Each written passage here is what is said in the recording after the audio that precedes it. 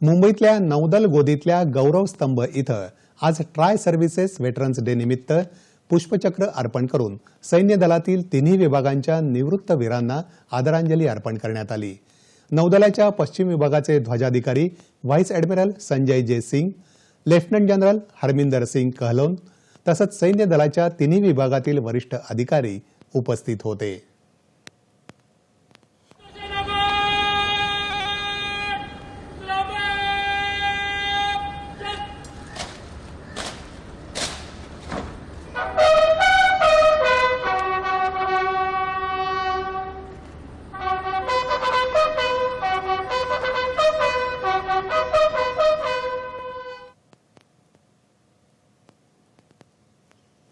दरवर्षी 14 जानेवारी रोजी हा दिवस साजरा केला जातो। भारताचे पहिले लष्कर प्रमुख फील्ड मार्शल के.एम. करियप्पा आजच्या दिवशी 1953 मध्ये लष्करी सेवेतून निवृत्त झाले होते।